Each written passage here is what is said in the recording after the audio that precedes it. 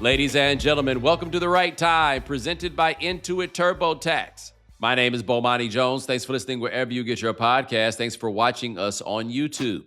Subscribe, like, rate us, review us, give us 5 stars. You only give us 4 stars. I'm inclined to believe you are a hater. We're going to get to what's going on in the NBA in just a moment. But the NCAA tournament starts this week. We just got through Selection Sunday. People who watch and to a degree don't watch college basketball have sounded more excited about what has happened this season than honestly any season that I can remember.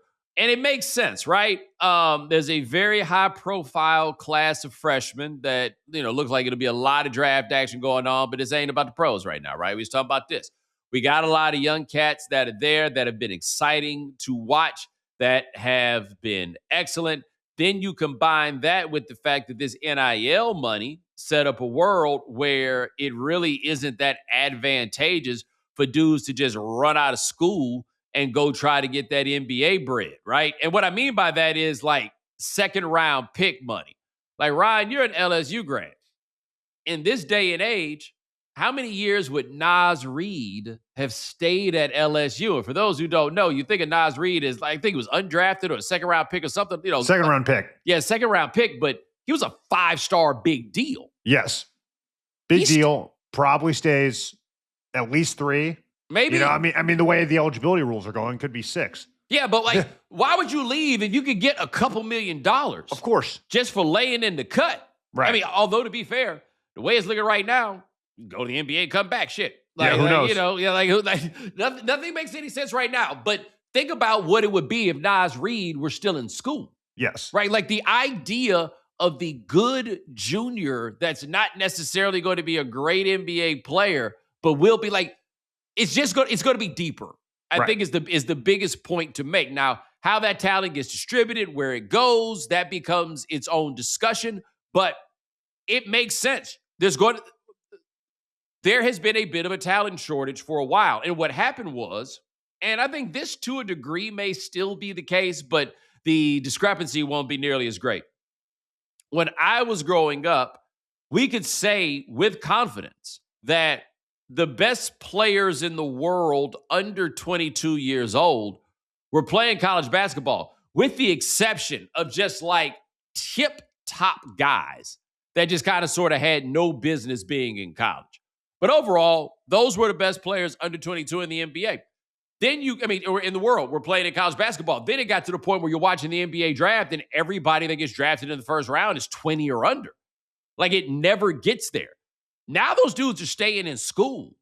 And now this is going to be on display. Like, there are, and I'm going to get into another part of this for a second, but I know back when I used to really, really, really watch these things closely, the one thing that you could say pretty confidently about who the national champion would be is it would be somebody on Ken Pomeroy's rankings, adjusted rankings for offensive and defensive rating, that the teams that were in the top 10 in both, those were the teams that were going to be national championship contenders. Ryan, we got 4 of those. Like, those are the 4 number 1 seeds. They fit that distinction. If you go by Pomeroy's rankings, they're the top 4. Number 5 overall, that's Houston. Number 5 in defensive rate. Iowa State.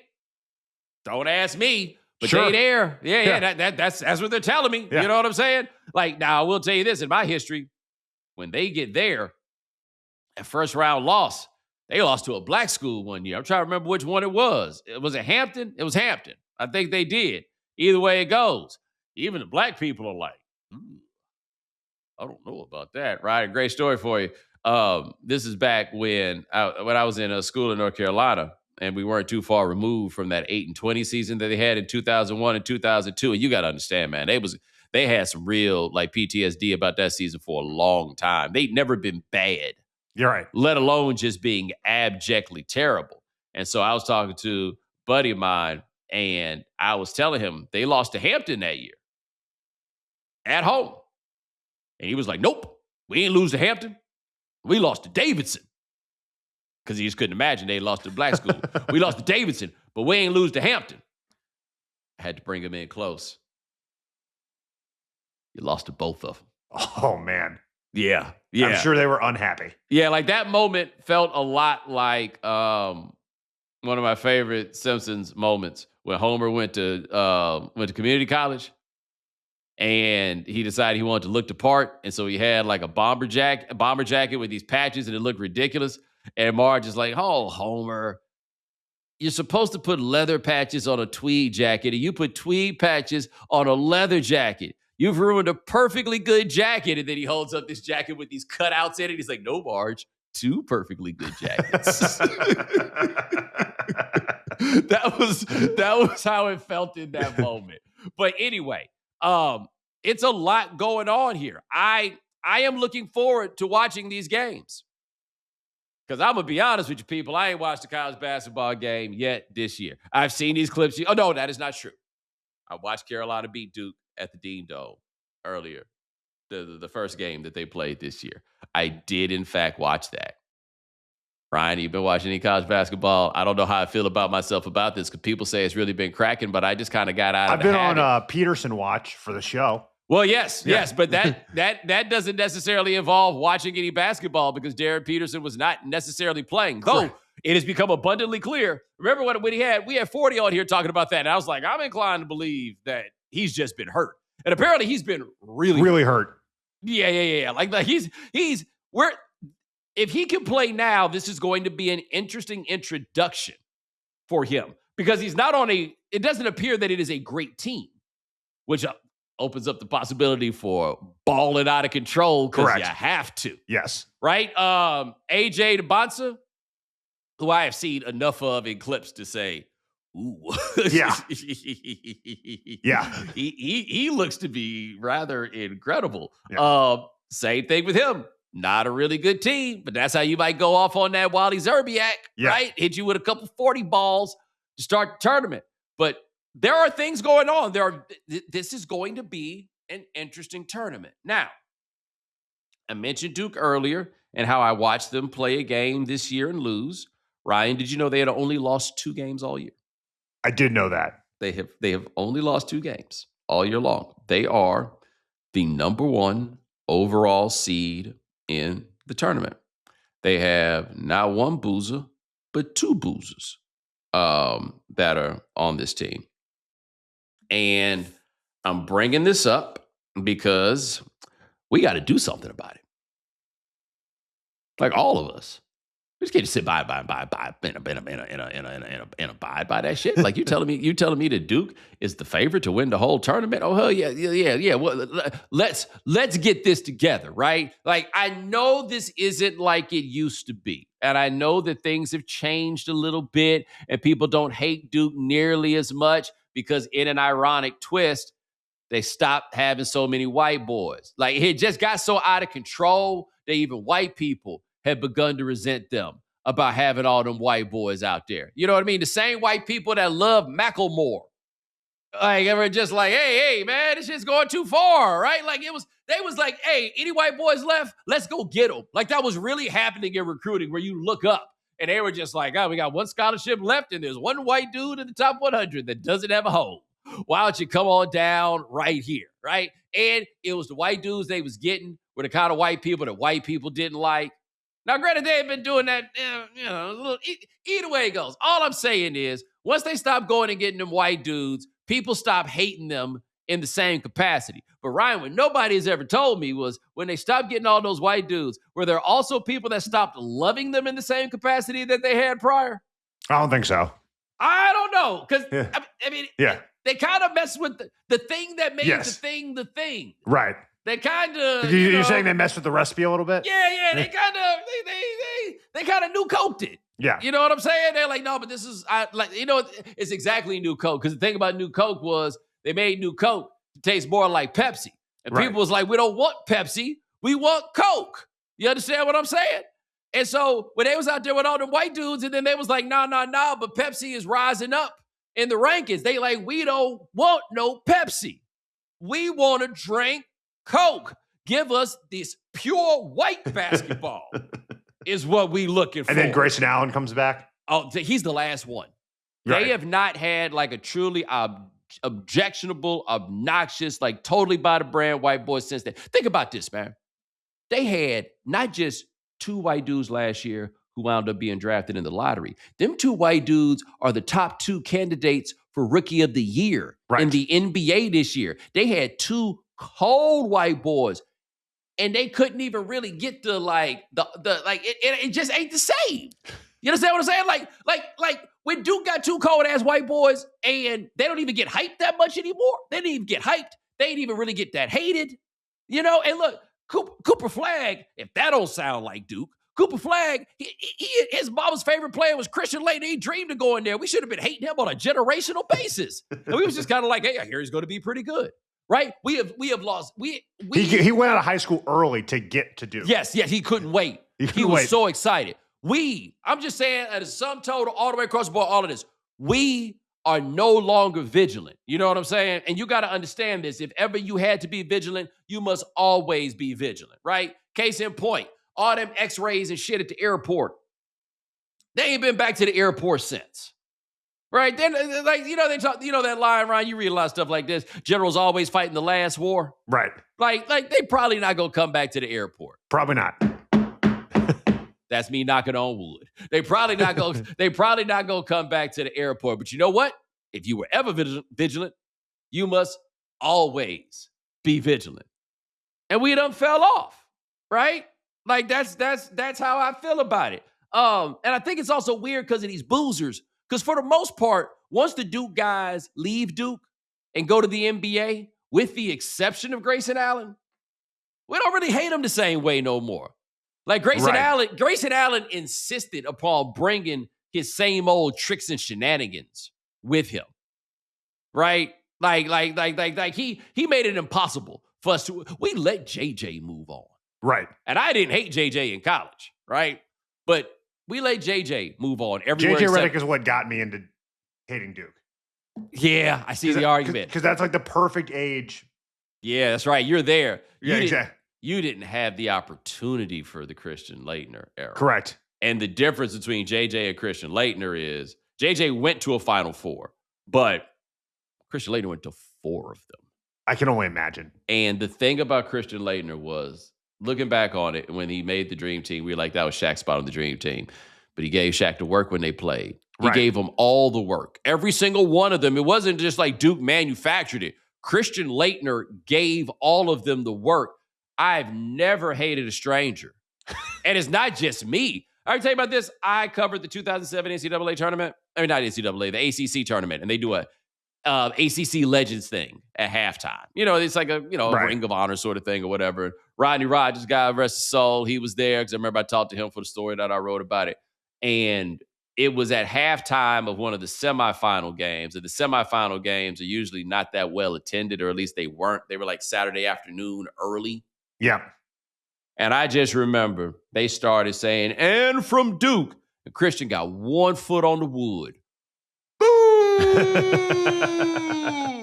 At that time, the ACC had 12 schools. It was 11 schools of boo. Never seen anything like that. 15 years later. And Laettner looked at them, looked around, and just went and blew a kiss to them all. It was perfect. It was an amazing moment, right? It's incredible. But anyway, we got to get back on this. And see, I understand this. A lot of you people, too young to have been on the Duke hating wagon. In some of your cases, too white to be on the Duke hating wagon. And in some of these cases, y'all don't make no sense to me, right? And so, like, the black girls who had crushes on Grant Hill and continued to root for Duke past that, I mean, I get it. I don't approve necessarily, but I see how you wound up getting there. But some of the rest of y'all, and yes, talking specifically about black people, I don't know what the set of circumstances was that got you to that place where you decided you was going to root for Duke, but it's confusing. Ryan, I don't know if you're familiar with my man, Karan Phillips. He's a sports writer, and he from like Saginaw or Grand. He from some of that. That Michigan. That you Michigan. Know what I'm saying? Yes. And he be out here writing about. Yeah, he be out here writing about the revolution. He be giving the white folks the blues, all of that stuff. Man, he be out here rooting for Duke. Like he went there. And I got bad news, Karan. You can't do both. You got to pick a cause. It's us and them. What are you talking about? You know what I'm saying? You're calling yourself giving the white folks the blues, and then you used to root for Greg Paulus. That was you. So white he left Duke and wanted to be a quarterback. Hell yeah. That's what I'm saying. That was when you was no. You got a Cherokee Park jersey in the closet, and you'll be out here. No, talking about no, it's not allowed. So anyway, we all got to get together. We all got to be on the same team. One big old team. As if you ain't Duke, then the rest of it don't matter. We just all need to be there together. And I need to put this in some ways because some of y'all might not be prepared to get on the Duke wagon, right? So maybe we need to remind some people of some things. For example, don't forget, Richard Nixon went to Duke. Now, you may be too young to care about the fact that Richard Nixon went to Duke, right? But I think it was Duke Law School, just to be clear. But it's all good. It's all good. We don't even need to bring up Richard Nixon no more. That one don't even rate. Stephen Miller went to Duke. That's right. Stephen Miller went to Duke.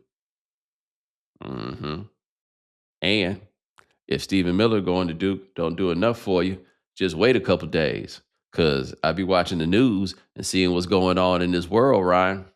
And it's only a matter of time before Kyrie snaps. Oh, yeah. Yeah. He been good about it for a while. You know he might have deleted Twitter off his phone. Yeah. He been holding it together. But I'm just saying you this. If he get on there and snaps, those of you who don't care about the fact that Stephen Miller went to Duke, Kyrie went to Duke. Oh, yeah. Yeah. That's right. We need to let's bring all the forces together, baby. That's what we need to do. I wish Bruce Pearl had gone to Duke. Shit. That would have been stupendous if we could do that. Who else? Warriors fans. I hear you guys aren't really too fond of your general manager right now. You feel like he's contributed to wasting these years of Steph Curry still being productive. That would be Mike Dunleavy Jr., Duke alum. Do you follow Jason Williams on Twitter or any other platform or Instagram or see him on television? He be getting on your nerves, don't he? Don't he? He's always been nice to me, but on TV, really nice guy. He be getting on my nerves. He went to Duke too. And by the way, for those of you too young to remember, and Ryan, you may be one of them. Ooh, boy. Yeah, that's right. Yeah. Jason Williams is so cold. So good. Like when you start putting together the list of, but he was cold Duke dudes, Jason Williams, Grant Hill. That's like 1-2. Like Jason Williams, Grant Hill, Zion Williamson. We only got 8 games of Kyrie. But anyway, fuck that. He went there. So we can get in that one. Some of y'all are a little bit, what's the word? Fat phobic. Zion. Are you a Knicks fan? It felt like you ain't get enough out of Maple Mamba, RJ Barrett. All right. It's right there. But they can't do it. We're on our second generation of boozers. Charlie Rose went to Duke. Google why he's not on TV anymore. Ooh, didn't realize he had gone to Duke. Okay. There's another one. Y'all be out here complaining about everything that has to do with the NBA, everything under the sun about the NBA. Adam Silver, Duke alum. That's right. We got to get it there. Because Ryan, they appear to be cold. They appear to be cold. Very good. The boozer, the better boozer. That's Cam. That's better boozer, right? I have seen enough to be like, oh, he seems to be a very good basketball player. So who gonna get him fouled out? Somebody got to get that done. Like I don't. It's been 11 years since Duke won a national championship. Can't have it in my life, bro. Can't do it. No. So that's all. That's my thing. I'm looking forward to filling out a bracket because I feel like I will perform better than I ever have without having watched a game, because watching games never did much for my actual ballot. I think I'm in better shape on what I'm going to get there. Damn, how come Rick Pitino couldn't have gone to Duke? Too bad I'm glad he's not their coach, though, because then they would be unbeatable. I can't believe he's still doing this at this age. Like at his just getting St. John's back to its old glory. It really is. I would make point number one. I'd be worried about what he would do with his free time. It's a fair counter. And point number two, and I guess this is somewhat similar to LeBron and why he still plays, though LeBron doesn't still fit in this category in this way. I can't imagine being as good at anything as Rick Pitino is at coaching basketball. Yeah, I know. It's I feel like the bridges he's burned. Yeah, and the places he's been. Yes. People just can't quit him. He's just too good. He's just too good to turn down. Like, I'm thinking in terms of just strictly coaching basketball in college, because Pitino's pro thing. I mean, they won the Atlanta Division once when he coached the Knicks, for what it's worth. But let's just keep this to college basketball. I'm not sure who's in the same zone as him. Like Larry Brown at his best. Like Larry Brown is like the top to bottom, like what Rasheed Wallace is called a pound for pound. Like he's that guy. But anyway, let's get back to this hating Duke. Let's all do it. None of us need to get distracted from keeping the main thing. No. The main thing got to stay the main thing, and we done made the main thing fall off. If we had truly hated Duke the way we could, their team could never look the way it would. We as a people, not you and yours, Ryan, talking about me and mine. We should have been boycotted that shit a long time ago. I can't, how? How did that happen? I remember the time somebody tried to come in our house rooting for Duke and got kicked out. I can't imagine being like, yeah, you can go there. I ain't signing that shit. Under no circumstance would I let that happen. So anyway, Arizona, Michigan, Florida, Houston, everybody out there, we rooting for you, baby. Because I'm scared.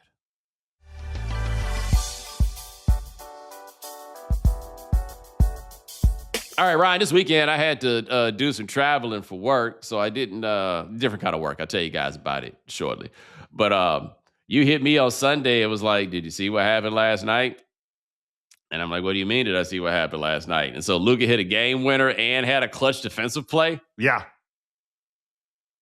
Lakers doing us a favor, programming the show. Hey, let me tell you what the Lakers are doing, because the Lakers have played themselves up to what, third in the West right now? Right. All right, so that is Thunder Spurs, which that's 1-2. 1-2 probably in the NBA. Yeah, but for the playoffs, the Thunder's going to be 1. The Spurs are going to be 2. The Lakers, Rockets, Nuggets, Timberwolves in a bit of a cluster. Okay, but I think, in all likelihood, those are the 6 teams that are not going to have to go into the play-in. It is debatable I don't know how much it matters where those teams fall in 3-6, given that they're not going to play the Thunder or the Spurs in the first round. I think, and I'm curious if you agree with me, that they all want to play against the Lakers. Oh, the other 3 teams? Yes. Yes. Everybody wants to play against the Lakers, because the Lakers got 3 dudes that you can hunt. Right. On defense. And no one wants to play Joker. No. Yeah. I mean, look here. I don't think anyone wants to play Joker. I don't think anybody really wants to see Minnesota. Right. If we're being honest, like for this level of basketball, they are tested. The Rockets, I think because they have the glaring point guard hole and the fact that Şengün is an awful defensive player. Yeah, he's really regressed. Can you imagine what Joker would think about the idea of squaring up with Şengün every game? Yeah, cool. Yeah. Give me, brother, I have 47. Like that's the kind of performance that you're gonna get there. But a good Lakers team with just enough to keep it interesting. Ooh, right? Because hey, Luka Doncic is a playoff performer, and it appears, I saw pictures implying this, and you let me know if I'm wrong here. It appears that he has replayed his way into shape. Yes. So he's replayed his way into shape. LeBron is healthy now. The tricky thing with figuring out the Lakers is, one, how healthy will he be when the games are every other night?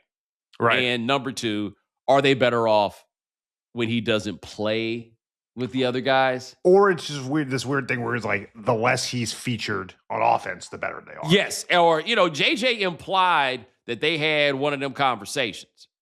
And he let him know that he was going to have to step it back. And apparently that has happened to positive results. I just don't think they're going to be able to play good enough defense at the point at which it matters. But, man, they give us a good first round, 7-game series or something just to get the blood pumping, just to get a nice big win on game one on national TV. Yeah. Because, look, it's really starting to feel like something now. It's easy to lose sight of the fact that we're a month away from the playoffs starting. Right. I believe the first game of the playoffs is April 18th. I think that's exactly right. Yeah, like we're you know how I know. Yes. But we're getting there. All these Sunday and Saturday games, they're feeling like something, right? Like Minnesota and Oklahoma City played on Sunday, and it wound up being a big Oklahoma City win, but Minnesota was up for the most of the first 2.5 quarters of that game. Like, it's at the point where you're seeing these matchups that are coming up, and it's like, yo, I got to get my eyes on this one. Cats out here. We talked about this before. Anybody that thinks the idea is that in the regular season nobody plays hard, this simply isn't true. They're going right now. But in the West, they're really playing for something in that shuffle. I feel like in the East, what the seeds are now are kind of sort of what the seeds are, right? Maybe Miami plays their way into 6 and Minnesota goes down, but Detroit's going to be 1, Boston's going to be 2, New York is going to be 3, Cleveland's going to be 4, Orlando's going to be 5. I think we know that. I don't think we're going to really start caring about what's going on over there until the second round, at which point it does get very interesting. What happens in that round? If we get another Boston, New York conference semi with Jason Tatum, who don't ask me how. Seems to be working so far. Yeah. Like, I was actually thinking about him in the context of what we were talking about with Duke, because I know Duke's got some players that are hurt. Those of us who are old enough to remember this, they be having miracle cures over there. Duke be having cats come back, and you be like, wait a minute, I thought you said he had a compound fracture of his femur. That was 2 weeks ago. Them cats be coming back. I don't know what they SNC, they training situation, whatever it is. Them cats be coming back. Duke alum, but that's figure of speech.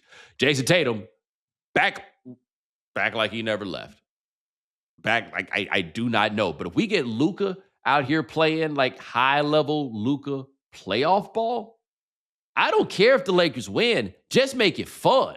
Yes. Right? It doesn't matter who wins and loses early like that. Who's supposed to win, it's going to matter at the end. But just give us some excitement. Yes. Give us some fun. And I feel like we're going to have plenty of that. By the way, before I forget, and I see that people on the internet talk about this, but I think this matters. How in the world did Daryl Morey just give Jared McCain away? It's insane. Just gave him away to the Thunder. And it's interesting because I am told that the guys in Philadelphia really liked him. Like he was but goodness, the Zoomer, whoever zoomed, he needed to be on the Thunder. Yeah. Right. Like he's down there and nobody even thinks this shit is weird. It's really remarkable. Right. But he can play for my team, man. Yeah. Like, I cannot believe that I don't care what the luxury tax was hitting on, any of that. I cannot believe they let that do. He looked like he was going to be Rookie of the Year last year. Yeah. Until he got hurt. And Oklahoma City gets to have him. For free. Somebody sent me a text, friend of the program, after his team played Oklahoma City, and he was like, somebody's got to take these dweebs out. They are the least cool, great NBA team there's ever been. It really is amazing because if Shea wins another title and wins another MVP and another title, another Finals MVP, we're all going to have some serious conversations about how great he is. He's there that none of us are going to like. But I mean, he has all the things. Correct. Right? If there were another MVP, another Finals MVP, absurd advance numbers, winning titles it's a new era, and they're a very good team. But I don't think any of us thought Jalen Williams was the second best player on a title team. Right. I don't think until that happened, either of us looked at him in that way. No, the conversations it's the same thing it was with Jokic, where it was like, hey man, what? At some point, it's undeniable. Yeah, it is. And boy, let me tell you, if we get Oklahoma City, Denver in the second round, which is what it looks like it might be, because they don't play the same position, we won't really look at it the right way. But that's a heavyweight title fight. It's not lose or leave town, right? Yeah. But those are still the two best players to me in the NBA, right? And then the winner of that will get to go play the future in the conference finals. That's what everybody called him the alien and everything else. No, man, he the future. Like he's like flying cars were when we watched the Jetsons. Like, oh, that's what the future is going to be like. Except the future has population 1. Yes, it has just. There's no one like him. Dude. Just one dude. I told you. In fact, Harrison Barnes is like, how do you look at pickup games like Wilt? He's 33 years old, and the only point of comparison that he has is Wilt. Yes. Chamberlain. Oh, man, we got a lot of fun. And by the way, we also might get Kawhi Leonard, who's been balling his ass off. Balling. Can be a bummer. I'll believe it when I see it. I don't blame you. I don't blame you. I want to, like, Game 3. Reports that Kawhi Leonard, this is fake, me reading Shams' fake tweet from a month from now. Yes. Reports are Kawhi Leonard will miss this game with a mysterious lower leg injury, like. That's fair, but what if it would be fun, but he's playing out of his mind. Allow me to tell you what's on the board. Best of 7 series. Kawhi Leonard returns to San Antonio. I don't think about that. And they'll lose this. I don't think they can beat the Spurs. But he will go for 35 a night. Yes. And I can't believe how good he's been. At his age. Yeah, sneaky, what is he, 34? This is year 15. I think he's 35. This is year 15 with all those injuries that he has suffered. Like I talk about going to those 2019 finals games. I went to a couple games in person. And I don't know why the cameras never picked it up. He was dragging one of those legs that whole series. That was 7 years ago. And like 2 catastrophic injuries have transpired since then. And since Pablo got out here in his business, he been out here hooping. Even though they traded away. Like, what if they still had James Harden? If they still had James Harden and they played against the Spurs, you'd have to give them a chance of winning, right? Again, with James Harden. It's James Harden and Kawhi. It's just so tough. But I just said a chance. A chance, yes. A chance. But yeah, no. We got some good basketball coming around the corner from those teams that are actually trying to win games.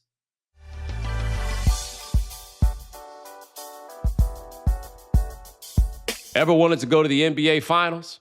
Well, now's your chance, courtesy of FanDuel. All you have to do is use your profit boost on an NBA future, and you'll be entered for a shot to win an NBA Finals trip for 2. NBA futures let you lock in your pick for who you think will go all the way, whether it's a team to win the championship or a conference title. Visit FanDuel.com/Bomani to get started. Play your game with FanDuel, official sports betting partner of the NBA. 21 plus and present in select states for Kansas in affiliation with Kansas Star Casino, or 18 plus and present in D.C., Kansas, Wyoming. Opt-in requirement. Awards are non-withdrawable. Restrictions apply, including bonus and token expiration, leg requirements, and max wager amount. See terms at sportsduel.fanduel.com. Gambling problem? Call 1-800-GAMBLER or visit rg-help.com. Call 1-888-789-7777 or visit ccpg.org/chat in Connecticut, or visit mdgamblinghelp.org in Maryland. Hope is here. Visit gamblinghelplinema.org or call 800-327-5050 for 24/7 support in Massachusetts, or call 1-877-8-HOPE-NY or text HOPE-NY in New York. It's the biggest time of year for college basketball, the tournament. Teams face off against each other until it's down to the final 2. Along the way, there are surprises, comebacks, and upsets. It's anyone's game. Well, regardless of who makes it to the final round, one thing's for certain. It takes the most talented people to build these incredible teams. The same goes when you're hiring. If you want your business to be at the top of its game, you need the best people on your team. The place to find them? ZipRecruiter. And now you can try it for free at ZipRecruiter.com/Bomani. ZipRecruiter's smart matching technology immediately finds qualified candidates that check all of your boxes. ZipRecruiter recommends screening questions you can easily add to get the highest quality applicants. Score the best for your team with ZipRecruiter. 4 out of 5 employers who post on ZipRecruiter get a quality candidate within the first day. Try it for free at ZipRecruiter.com/Bomani. That's ZipRecruiter.com/Bomani. Meet your match on ZipRecruiter. The April 15th tax deadline will be here before you know it. And let's be honest, no one likes doing their own taxes. It's frustrating, time-consuming, and after doing all that work, you still aren't sure if you did them correctly. But with Intuit TurboTax Full Service, you're matched with a dedicated expert who understands your specific tax situation and can do your taxes for you, start to finish. You can directly import your tax forms right into the app and hand everything off to your expert. While they work on your taxes, you get real-time updates on their progress, quick text messages, and progress updates right there in the app. And they work to get you the most money back, all while giving you time back to do all the things you would rather be doing, like watching your favorite show, reading a new book, or checking out the latest episode of The Right Time. Visit TurboTax.com to get matched with a dedicated expert today. We know you can't be on top of all the news and information of the day. No need for the social media feeds. We got you. Now, if you haven't heard. If you haven't heard, Bo, a couple stories we're going to get to. Bruce Pearl on CBS's coverage was advocating for his son's Auburn team to be in the tournament. And he had a quote, Auburn beat 3 champions this year. They beat Florida, they beat St. John's, and they beat Arkansas. They played the toughest schedule in the country. Don't know if they were rewarded for it. Bo, what was your reaction to this? First of all, shout out to you, John Calipari, because you were down bad. I mean bad. And you had to take this demotion of a job where you got to wear a funny-looking coat. Well, but the coat ain't even really funny-looking. It's a coat, but it's the kind of coat that the coach at Arkansas wears. Yes, that's someone who lives. It's the nicest coat someone has in Little Rock. Yeah. Like it's not to the Wimp Sanderson level of coat, but it is the coat that it's the coat the coach at Arkansas wears because they play in a big game. He would have never worn that coat when he was coaching Kentucky. But you won the SEC. You got a great player in the A-Cuff kid. Good for you. As for Bruce Pearl,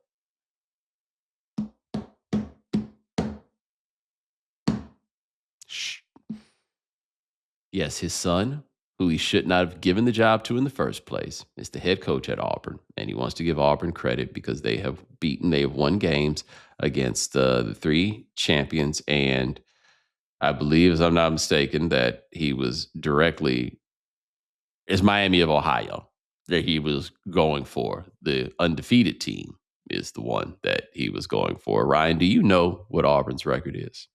I'm going to guess 18-15. They are, for this year, 17-16. 2-8 on the road. And Bruce Pearl is sitting on television trying to put them into the tournament.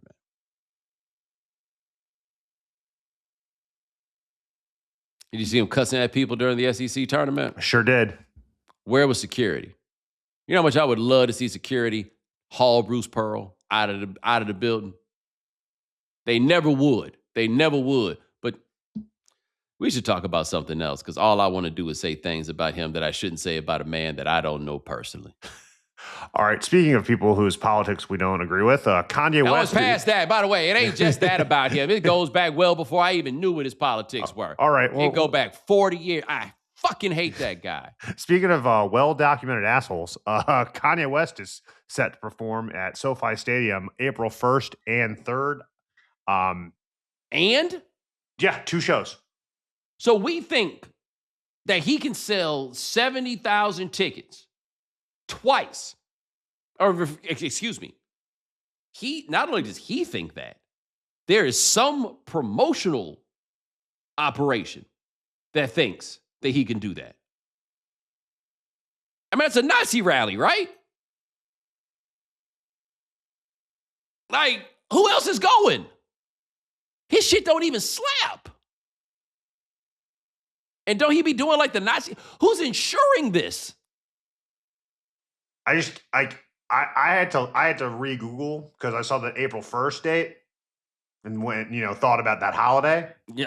But there's two of them. There's two dates. So that So as I recall, a part of the problem that Kanye had been having was, the way the ticket game is so controlled. It didn't seem like anybody was willing to book him. But somebody thinks they can get him to buy. I can't.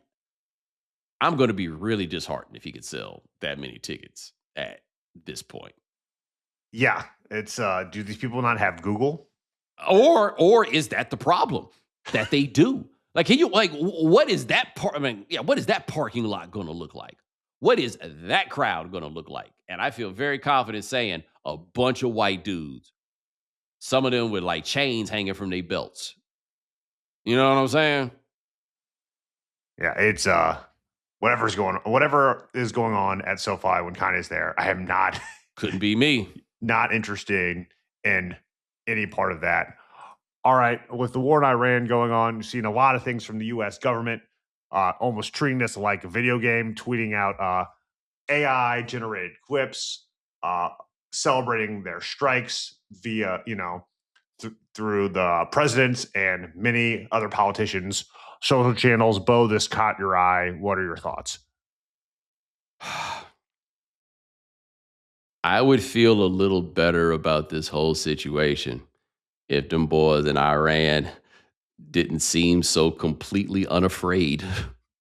Ryan, everything I see them say goes beyond tough talk into that place where you'd be like, hey man, leave them alone, dog. Like they don't, they're not worried in the least about it feels like they trying to dare the U.S. into like it feels like it's like when you dare, like they got 8 men up on the line and they throw it. You say you got it like that, throw it. Or they putting 5 men in the box. Like, hey, it's right there, you can just run it. And little do you know they got a plan for that. Like this is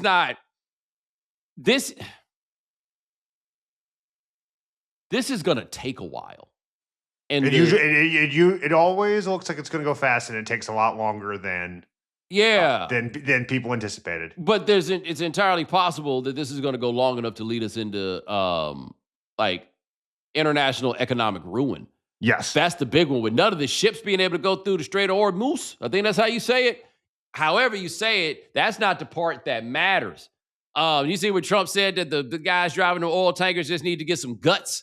Yeah. And drive them tanks through. Hey, just stick it through that hole, see what happens. Yeah, guts ain't bulletproof, homeboy. No. Right? Like they are not. No, that's not. And by the way, he wasn't talking about soldiers. Like, right. Yeah, you can tell the soldiers they need to toughen up. These people just work for the oil company. Yeah, that's they don't get paid that much. No, they're not going to do this. This is not. It's interesting. The news from the West looks different than the news from the East. The news that is not from like the United States gives the impression that this is not. It's like the U.S. They running against some boys that's out here running an option that you've never seen. Like, you remember what it was like the first time you saw Rich Rodriguez in West Virginia? You're like, yo, that's the option, but that's a whole new spin on that.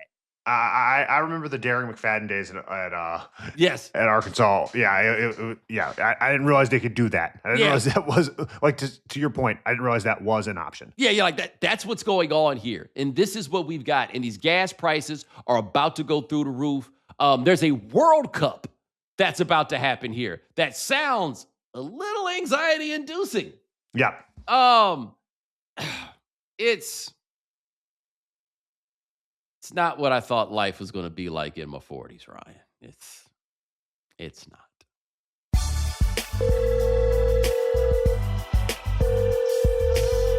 All right, Bo, couple voicemails. A lot of good ones. Here's our first. Hey, Bo. This is Curtis from Dallas, Texas. Love your show. Love everything that you're doing.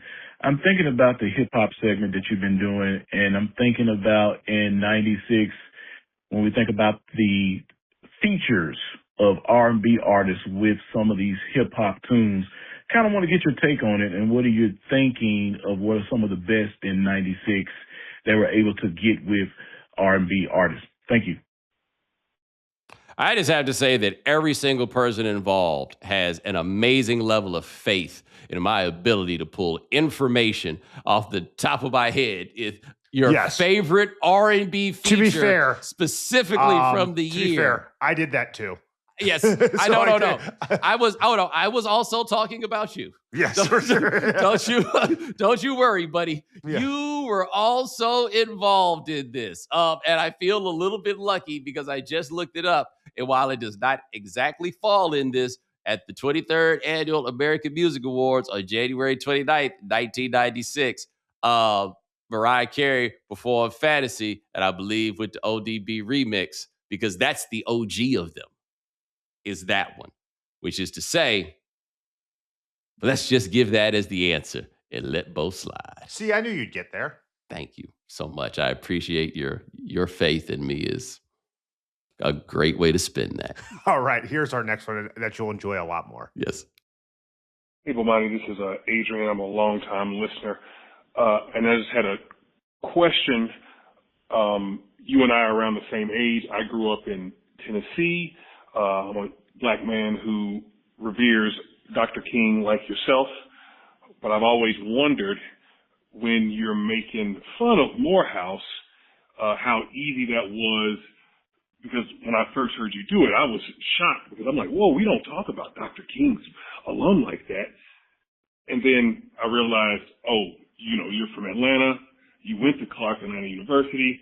So was that just natural? Is that natural for someone from Atlanta or who goes to, Clark Atlanta to just, hey, we finna bang on that.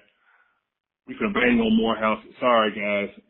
Or was there any kind of hesitation? Like, outside looking in, I've always wondered about that. It's like you clearly revere the man, as we all do, but those Morehouse jokes always hit and are hilarious, but I just didn't know if that came natural or if there was any kind of hesitation. Love the show. Let me read something for you right fast. Ryan, I don't even know if I don't think I sent this to you. The other day, I went into the stranger box on my Instagram. I rarely do that. So rarely, like one of the boxes I didn't even know was there. It's like the hidden request box. And I went back a long way because I was just seeing what was in there. And I see this, and I don't know why I read it, but I did. Love your show, but your intentional mispronunciation of wrestling, while funny in the early days, now feels played, and I think you do it because it annoys. Having dated someone from CAU, this explains a great deal about both of you. I guess I'll be the bigger person and just skip the episodes where this happens and hope for better in a couple of days. I knew the second I clicked on this motherfucker's account and looked at his pictures that it would be a goddamn Morehouse hoodie in here somewhere. And you know what? It's there. It's there. And so I replied to him and told him what he needed to hear, which was, what a dork. What a dork. I just couldn't believe this. You are a grown man watching wrestling, and you gonna try to be hoity-toity with me? How could you possibly do that? You watch wrestling as a grown man. You see the right to be snooty. At that point, if you're going to be snooty and wrestling, you have to be the snooty wrestler. You got to be Lord Steven Regal. You know what I'm saying? Like you got to actually be the character to be that. I bring that up in response to what that man said to say, does it come naturally? Do you see how they be acting? Because let me tell you something. I never met Dr. King. Okay. But I met all these other dudes that went to Morehouse. And let me tell you something. Not one of them has ever reminded me of Martin Luther King in any way whatsoever. So is it hard for me to joke on Morehouse because Martin Luther King went there? Brother, if Martin Luther King was here, I'd have to joke on him because it doesn't make any sense that he went there deep down. What are you talking about? Man, look, I was actually thinking about this, right? Because Think about King, and this is bigger than King, right? This is broader, but even still. King got shot on the balcony of a motel where he was staying in Memphis. And the biggest contrast between those days and now is that a man in the position that Martin Luther King had been in, a man who had won a Nobel Prize, right, was staying in a motel. Like, whatever version of that is now is probably riding first class, is probably staying at a super fancy hotel and all of that, right? Like, that's the dopeness of King is in part. Now, there's a lot of factors there, obviously, but still, when they won the Nobel Prize, he gave all the money to the movement. Like, that's what kind of man he was, okay? You telling me, how many of the Morehouse cats you know that be trying to stay in no motel? And I say that confidently because I wouldn't be trying to stay at that motel myself, right? I'm just saying, what he got to do with them? All right, here's our next one. Hey, Bo, this is Ed calling to you from San Antonio. I used to live in Memphis many, many years ago. And at the time, I was doing like TV installs back when flat panel TVs were like $8,000. So anyway, this is the early 2000s, and Jason White Chocolate Williams is on the Grizzlies, and I get hired to head over to his house to install some TVs. I'd never met Jason, but Jason's wife was there, and she was really, really nice and like really, really cool. She was really helpful and a nice person. So she was helping me around there. But she is a white lady whose name is Danica. Denika. Danica. There's something sort of beautiful about white chocolate marrying a white woman whose first name is Danica. Shout out. I was about to say, all bread, number one. Number two, and that is West Virginia different, man. Yes. That's what I'm saying. I feel very confident that they've been together for a long time. Since 11th grade. Danica, wow. Yeah. I'd watch a Jason Williams documentary.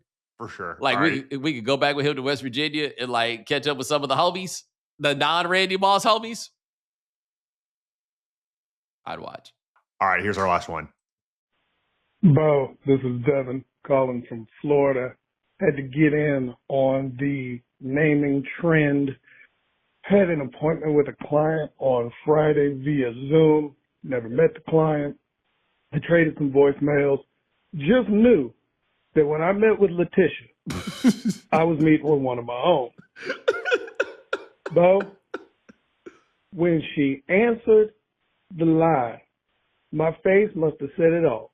Because this was 100% the whitest Letitia I have ever seen in my entire life. I'm talking dress bar white. This lady must have seen my face because the first words out of her mouth were, "Not what you expected, huh?"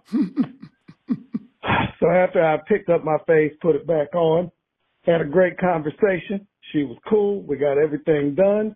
But, was not expecting to have that happen to me after all of the times I've heard it talked about on the show. That's all. Keep doing what you're doing. Love it. Ryan, love having you on the program. Talk to y'all later. You know, the irony of it, Ryan, is in hearing him, I thought that was like a Dusty Rhodes type white man. I did not, I did, when he said, I thought it was one of my own, I was like, oh, so you're not one of the, oh, okay, cool, let's go.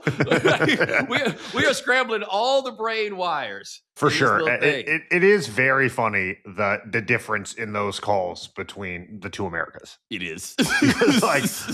Because one America calls and I was like, oh, look at this. And then there's always like a element of confusion from the other one. Like, I don't understand how we got here. And I love that we have a place that we can all come together and discuss these things. Because what I'm learning in this is y'all been waiting for the place to feel comfortable to come out here and have these discussions. Somebody to tell you it was okay. Yeah, and it's my job to give everyone equal time. There we go. It's a great job. It's a great job. It's appreciated.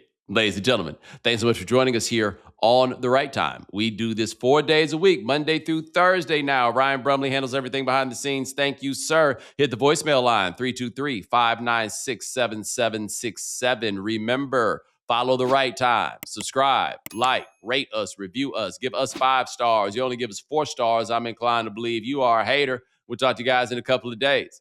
Take it easy.